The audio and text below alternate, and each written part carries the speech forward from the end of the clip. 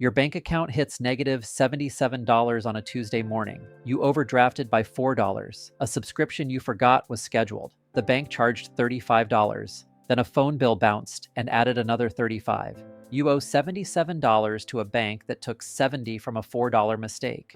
Meanwhile, someone 2 miles away is sitting in a private banking office. Their banker just waived a $32 fee with one email. Same bank, same week, two completely different customers. I worked the branch for over 20 years, including approximately 10 as a branch manager and district manager. I watch this every day, and I am going to walk you through all 8 balance levels the bank sorts you into, what they actually do at each one, and what I watched customers do to climb from one to the next. The bank does not change, your number does.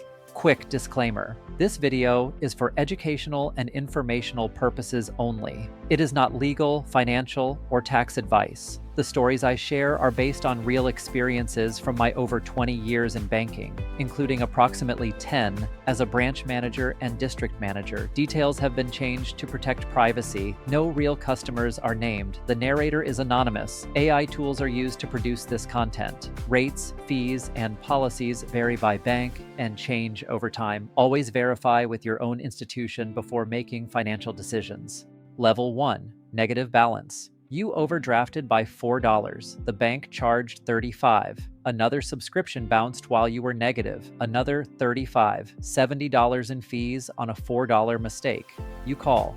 The hold music loops. A voice reads from a script and tells you the fees cannot be reversed at this time. Nobody calls back. At this level, you are not a customer to the system. You are a flag, a category. The teller sees your balance on her screen before she looks up at your face, and her greeting changes accordingly. That is not personal. That is training. The climb out of level 1 is one move. Call and ask specifically for fee reversal as a one-time courtesy. Most banks will do it once a year if you ask politely. Then move your direct deposit. Even $300 showing up consistently shifts how the system sees you. Level 2, $200. You pulled the account positive. 20 hours of overtime. The maintenance fee hits anyway. $12, sometimes $15. The minimum to avoid it is $1,500, which you do not have. You are paying the bank to hold the money you barely have. You apply for a credit card. They offer you a secured one. You give them $300 of your own money as collateral, and they lend it back at 24%. You walk in to ask about the fee. The teller is laughing with the customer in front of you. When you step up, her smile becomes professional. Trained, she processes your request in 40 seconds. At $200, the bank does not see you as a customer. The bank does not see you. The climb is behavior, not balance. Set up direct deposit, even small. Open a free credit union account in parallel. Credit unions do not charge maintenance fees at low balances. That alone saves the $12 a month. Level 3, $2,000. Something shifts, not in your account, in how the system reads you. Your direct deposit has hit consistently for 6 months. The maintenance fee disappears. Nobody told you. It just stopped.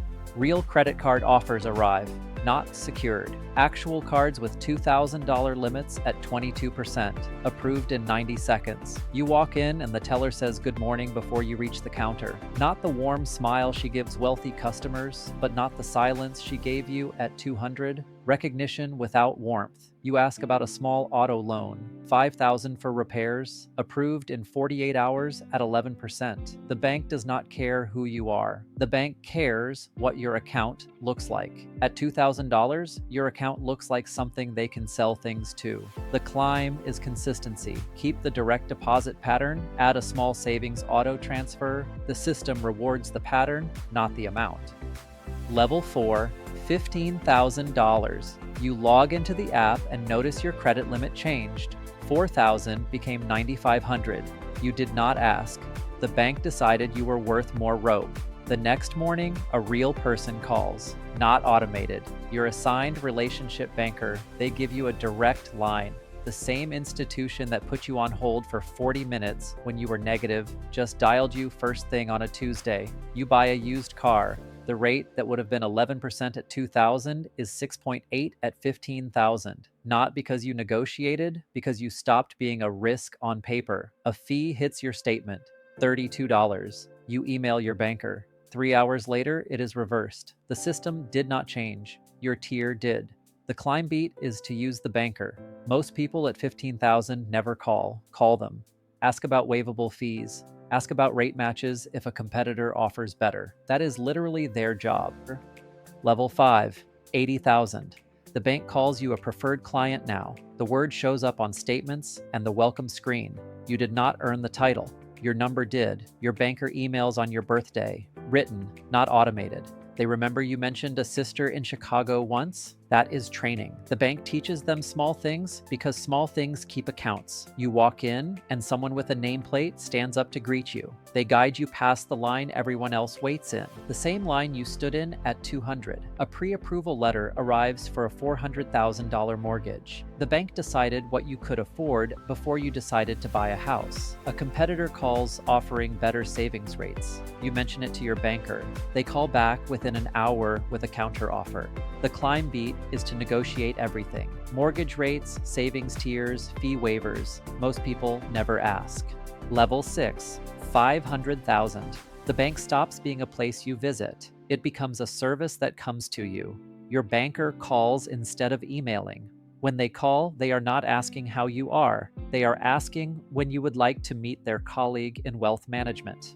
That colleague drives to your office. They bring printed reports in a leather folder. They ask about your goals, tax structure, estate plans. The conversation lasts 90 minutes, and they do not try to sell you anything. They leave a card. The sale already happened. You are not being offered products. You are being consulted. A product is something the bank wants you to buy. A consultation is something the bank wants you to need. You attend a private dinner the bank hosts. 8 clients, a guest speaker, a view from a floor you have never seen. The climb beat is to ask for services you are entitled to, but not being offered. Trust officers, tax coordination, estate planning.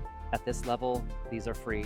Level 7, $5 million, private banking. The phrase sounds the same as wealth management, but it is not. Wealth management is a service. Private banking is a relationship, and relationships do not follow rules. They negotiate them. You have a private banker now. That title means something specific. They manage fewer than 20 accounts. Yours is one. They know your kids' names. They know about the foundation you mentioned at coffee last March. Your mortgage rate is not published. It is negotiated. Investment minimums get waived because the relationship justifies it. Paperwork that takes a regular customer 2 weeks gets handled in 48 hours because someone was told whose account it is. You walk into a branch you have never visited and they know your name. The system flagged you across every location, not because of fame, because of position. The bank does not follow rules at 5 million. The bank bends them for you.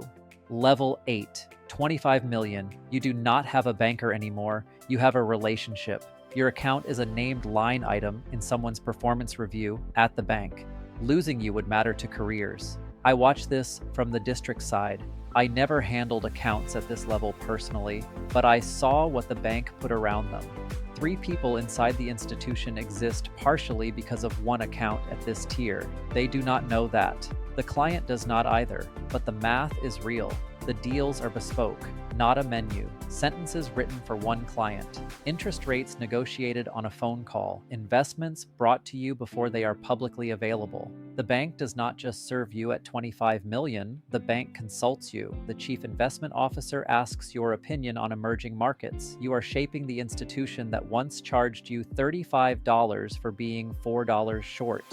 Right now, somewhere a teller is looking at her screen at a balance with a minus sign in front of it. Someone overdrafted by $4. The fee hit within the hour. They are dialing the bank, listening to hold music, getting told fees cannot be reversed at this time. That is the same institution that will one day fly out to ask their opinion on emerging markets if their balance ever climbs high enough. The bank is not broken. The bank is working exactly the way it was built to work. You are the same person at every balance. The bank just decides who you are based on the number next to your name. The good news is the system is predictable, which means it is climbable. Every level has a behavior pattern that moves you to the next one. Pick your level, pick your next move. The bank does not change, your number does. If you got value from this, hit subscribe. I drop new Banker Insider videos on a regular schedule, and the comments below are where I answer specific questions from over 20 years at the branch. Drop yours and I will get to it. I will see you in the next video.